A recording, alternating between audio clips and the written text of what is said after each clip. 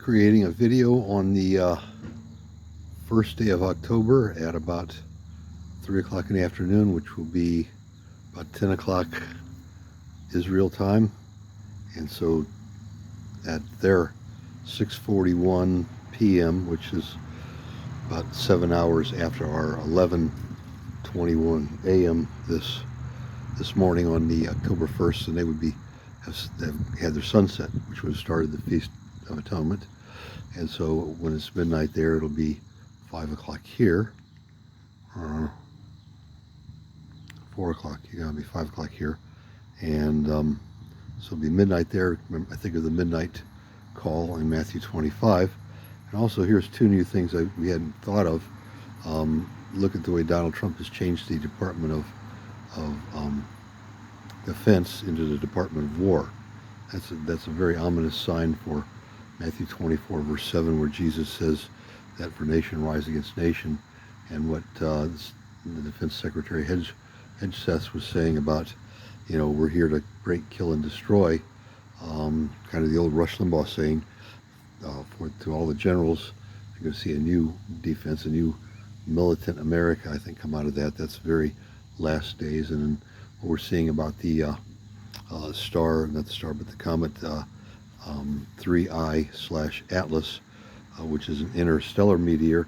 It's going to be going around or going past Mars on Friday the 3rd of October, and then coming past the sun at the end of 3rd of October, and then going past the sun on October 29th and back around to go past the Earth, I think, in December. So we're seeing that thing have a big impact.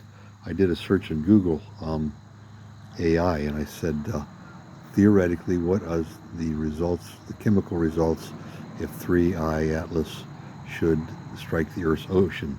And it gave me back a really graphic display, which sounded just like Revelation chapter 8, where it talks about the moon, it talks about the Earth, wormwood hitting the Earth and all the oceans. It's just almost exactly like that. So I guess 3I Atlas is made up of carbon monoxide and carbon dioxide instead of just ice, like a normal comet. So that's something that could be in the future. Should it go around and impact Mars or smash into the Earth? And Mars impact or separation as it goes around the sun. It's the backside of the sun where nobody can see it. It could lose part of its stuff, change orbit. A lot of things could happen between here and the end of December. So just something I want to post to everybody at. So I'd be looking out for 5 o'clock this afternoon, which will be midnight Israel time, and then tomorrow morning, which actually starts the daytime part of the Feast of Atonement.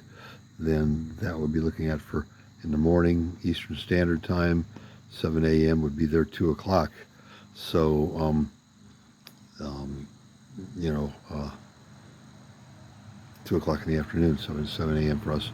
So that might be the time when they would be working with the goats and sacrificing one goat for Israel and the other scapegoats, which sounds an awful like Gentiles, and it's not killed in the book of Leviticus chapter 16 as it is said in the Torah. That's never mentioned in there. It's like it just takes our sin and removes it, as Jesus removed our sin from us by his payment of the sacrifice. So the two goats in that ritual would be very prevalent. And then, of course, their Day of Atonement ends tomorrow at sundown, which would be our 2 in the afternoon tomorrow, Thursday, October the 2nd. So that's just something, give you a thumbs up, something to look at. And October the 3rd, then we see 3I Atlas swinging around Mars. So they'll might have some interesting things from that. Results, I would look at Stefan, Stefan Burns.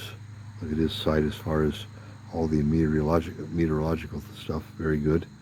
And I'm going to try to put this on the internet. If I don't put that on, I'm going to try to get it on through my phone, which I've never done before. All right, well, have a good day. Wednesday, October the 1st, 2025. God bless.